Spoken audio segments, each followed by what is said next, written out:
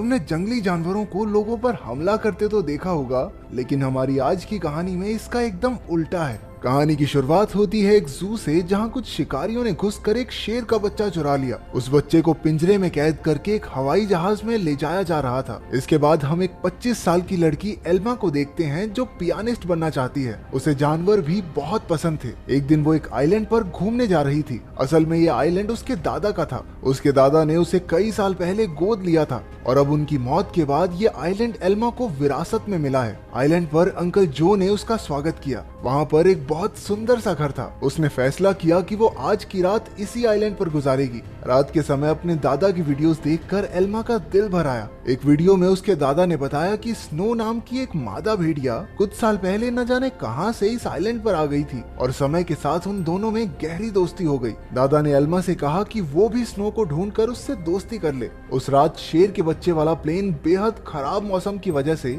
उसी आइलैंड पर क्रैश हो गया। क्रैश की आवाज सुनकर एल्मा डर गई और उसने बाहर जाकर देखा, लेकिन वो आइलैंड बहुत बड़ा था तो उसे कुछ नहीं मिला। अगली सुबह चार्ल्स और एली नाम के दो नौजवान वहां आए। उन्होंने स्नो को कैद करने के लिए जाल बिछा दिया। असल में वो भेड़ियों के पार्क के मालिक थे और उसके लिए स्नो को पकड़कर ले जाना चाहते थे। कुछ देर बाद स्नो जाल में फंस गई, लेकिन अपनी सूझबूझ से चार्ल्स और एली के आने से पहले ही वो जाल काटकर भाग निकली। फिर वो तैरकर आइलैंड की दूसरी ओर जा पहुंची, जहां उसकी मुलाकात एल्मा से हुई। पहले तो एल्मा घबरा रही थी, लेकिन फिर उसने अपने दादा की बात याद की और स्नो को पुचकारने लगी। कुछ देर बाद एल्मा प्लेन क्रैश की जगह पर पहुंची। खुशकिस्मती से शेर के बच्चे को कोई चोट नहीं पहुंची थी। वो एक पक्षी के घोंसले में गिर गया था, लेकिन पक्षी ने उसे नीचे धक्का दे दिया और इसके बाद वो सीधा जाकर एल्मा की गोद में गिरा। एल्मा भी उसे अपने साथ घर ले आई। उसी वक्त स्नो भी अपने छोटे बच्चे के साथ घर में आ गई। घर में 3 प्यारे जानवर देखकर एल्मा बहुत खुश थी। उसने तुरंत अंकल जो को बुलाया, लेकिन उन्होंने एल्मा से कहा कि इन खतरनाक जानवरों को घर में रखना ठीक नहीं है, तुम्हें इन्हें जू वालों को दे देना चाहिए। अंकल ने यह भी बताया कि शेर के बच्चे को ढूंढते हुए जू के कर्मचारी वहां जरूर आएंगे, और हुआ भी बिल्कुल वैसा ही। अगले दिन एनिमल कंट्रोल वाले वहां पहुंच गए। वो जानती थी कि जू वाले कितने बेरहम होते हैं, इसलिए उसने फैसला किया कि वो उन्हें जानवरों के बारे में कुछ नहीं बताएगी। उसने झूठ कह दिया कि उसने किसी शेर के बच्चे को नहीं देखा। घर लौटकर उसने देखा कि स्नो अपने बच्चे के साथ साथ शेर के बच्चे को भी दूध पिला रही थी। उसे बेहद खुशी हुई क्योंकि अब स्नो दोनों बच्चों का ख्याल रख रही थी। जैसे जैसे दिन बीतते गए, दोनों बच्चों में दोस्ती बढ़ती रही। एल्मा ने भेड़िए के बच्चे का नाम जैक रखा और शेर के बच्चे का नाम ड्रीमर। उधर अंकल जो को चिंता थी कि ये जंगली जानवर एल्मा को कोई नुकसान न पहुंचा दें, लेकिन इसी तरह कुछ महीने गुजर गए और अब दोनों बच्चे थोड़े बड़े हो चुके थे। एल्मा उन्हें आइलैंड पर घुमाने ले जाती और अपने दादा की मनपसंद जगह पर उनके साथ खेलती भी थी। बदकिस्मती से एक दिन जब एल्मा पियानो के एक ऑडिशन के लिए गई थी, तो पीछे से वो भेड़िए के पार्क वाले आइलैंड पर घुस गए। इस बार वो स्नो को कैद करके अपने साथ ले ही गए। उधर एल्मा का सिलेक्शन भी हो गया और वो बेहद खुश थी, लेकिन जब वो घर लौटी तो उसके होश उड़ गए। उसके घर का सारा सामान बिखरा हुआ था क्योंकि दोनों बच्चे भूख की वजह से परेशान हो गए थे।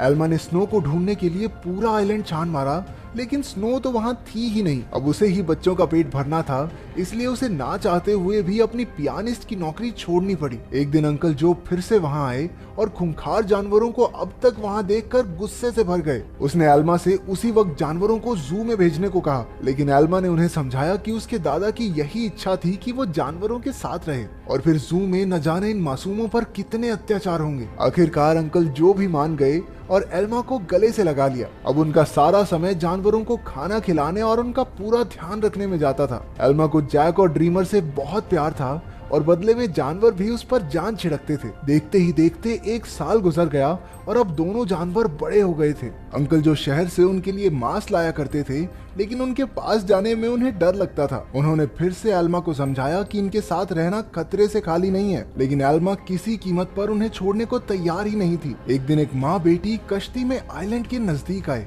उन्हें देखकर जैक उनके पास जाने लगा। जैसे ही एल्मा ने ये सब देखा, वो जैक को रोकने के लिए भागी, लेकिन वो एक पत्थर से टकराकर नीचे गिर गई और उसके सर में चोट लगने की वजह से वो उसी वक्त बेहोश भी हो गई। वो माँ बेटी ये सब नहीं देख पाई और वापस कश्ती में चली गई। कुछ ही देर में जैक और ड्रीमर एल्मा के पास आए और उसे उठाने की बहुत सी कोशिशें की, लेकिन कोई फायदा नहीं हुआ। वो कई घंटों तक जोर जोर से आवाजें लगाकर मदद के लिए पुकारते रहे, लेकिन कोई नहीं आया। जल्द ही रात हो गई और दोनों जानवर एल्मा से सटकर बैठ गए। उन्होंने पूरी रात जागकर एल्मा को गर्माहट दी। अगली सुबह अंकल जो ने एल्मा को कई बार कॉल की, लेकिन कोई जवाब न मिलने पर वो समझ गए कि कुछ तो गड़बड़ जरूर है। वो तुरंत आइलैंड पर पहुंचे। उन्हें लगा कि जरूर इन जंगली जानवरों ने एल्मा पर हमला कर दिया होगा, इसलिए उन्होंने एनिमल कंट्रोल वालों को कॉल कर दिया। लेकिन जब उन्हें एल्मा बेहोश मिली और जानवरों को उसकी रक्षा करते देखा तो उन्हें अपनी इस हरकत पर बहुत पछतावा हुआ। इसके बाद जब एल्मा को हॉस्पिटल ले जाया गया तो डॉक्टर ने उन्हें बताया कि अगर जैक और ड्रीमर ने उसे गर्माहट न दी होती तो शायद वो आज जिंदा न होती। उधर एनिमल कंट्रोल वालों ने जैक को पकड़कर इलाई और चार्ल्स को सौंप दिया। उन्हें एहसास हो गया कि जैक तो स्नो का ही बच्चा है। वहीं ड्रीमर को एलन नाम के एक आदमी को बेच दिया गया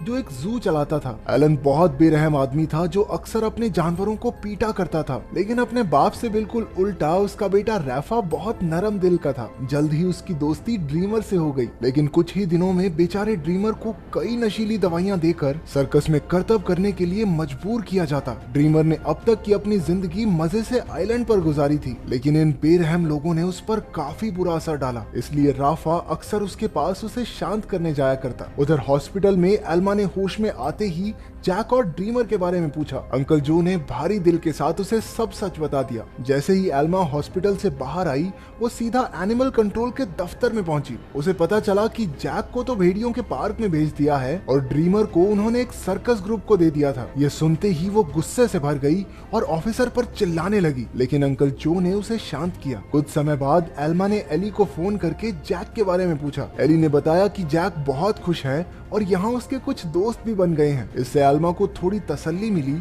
लेकिन अब भी वो ड्रीमर के लिए बहुत परेशान थी। अगले कुछ हफ्तों तक वो शहर की हर एक सर्कस में गई और सबसे ड्रीमर के बारे में पूछताछ की, लेकिन कुछ हाथ नहीं लगा। उधर ड्रीमर की वजह से एलन की मोटी कमाई होने लगी थी। ड्रीमर जल्द ही स्टार लॉयन के नाम से मशहूर हो गया। एक दिन ड्रीमर का सर्कस ग्रुप भेड़ियों के पार्क के पास से गुजर रहा था और जैक ने तुरंत अपने बचपन के दोस्त को पहचान लिया। जैक अपनी सूझबूझ से पिंजरे से बाहर निकल गया। एली ने जब ये देखा तो वो समझ गया कि जैक बेहद समझदार है और वो जरूर कुछ ना कुछ ढूंढ रहा है। जल्द ही जैक उस तक पहुंच गया जिसे वो ढूंढ रहा था। उसने बड़ी चालाकी से ड्रीमर को भी पिंजरे से छुड़ा लिया। इतने महीनों के बाद एक दूसरे से मिलने पर दोनों जमकर खेले। जब एलन को ड्रीमर के भागने का पता चला तो उसने गुस्से में बेहोश करने वाली बंदूक निकाल ली। उसके बेटे रैफा ने उसे रोकने की बहुत कोशिश की, लेकिन लालची एलन ने उसकी एक ना सुनी। हार कर रैफा भी ड्रीमर को ढूंढने एलन के साथ चल पड़ा। एलन ने एली को भी ड्रीमर के बारे में बताया। अब वो समझ गए थे कि जैक और ड्रीमर दोनों साथ ही हैं। इसी वजह से पूरे शहर में हाई अलर्ट जारी कर दिया गया। उस शाम एली ने एल्मा को सब कुछ बताया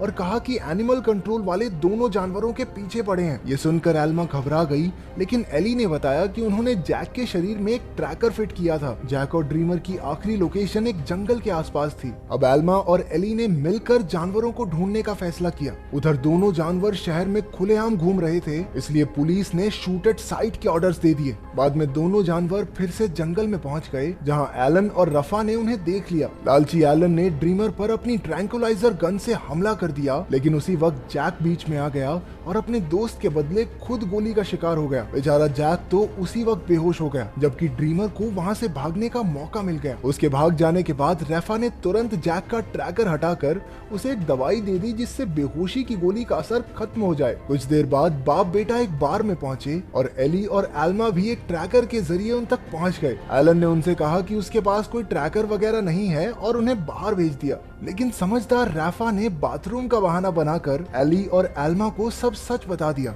वो उन्हें जंगल में ले गया, जहां आखिरकार उन्हें ड्रीमर मिल गया। इसके बाद ड्रीमर उन्हें एक झोपड़ी में ले गया, जहां जैक आराम कर रहा था। खुशकिस्मती से उसे सही टाइम पर होश आ गया था, लेकिन तभी उन्हें पुलिस के आने का शक हुआ तो एल्मा ने दोनों जानवरों को खुफिया रास्ते से भगा दिया। अब आइलैंड तक पहुंचने के लिए उन्हें सिर्फ एक नदी पार करनी थी। पुलिस से बचने का एक यही रास्ता था, लेकिन वहाँ कोई कश्ती नहीं थी, इसलिए सबको तैरकर ही जाना होगा। जैक तो उसी वक्त फुर्ती से नदी में तैरने लगा, लेकिन ड्रीमर पानी से डरता था। एल्मा ने उसे हिम्मत देने की बहुत कोशिश की, लेकिन ड्रीमर वापस जंगल की ओर मुड़ गया। जैसे ही जैक और एल्मा तैर रहे थे, उन्हें बंदूक चलने की आवाज सुनाई दी। इसका मतलब ये था कि ड्रीमर अब इस दुनिया में नहीं रहा। आइलैंड पर पहुंचकर एल्मा फूट फूट कर रोने लगी, लेकिन ड्रीमर अचानक उसके सामने आ गया। असल में वो जंगल में पुलिस वालों को भटकाने के लिए गया था। उसे जिंदा देखकर सभी खुशी से झूम उठे। आखिर एल्मा ने जैक और ड्रीमर के लौटने की खुशी में पार्टी में पियानो बजाया। अब उनका परिवार पूरा हो गया था। अंत में एल्मा ने सबको अपने प्यारे जानवरों की कहानी बताई,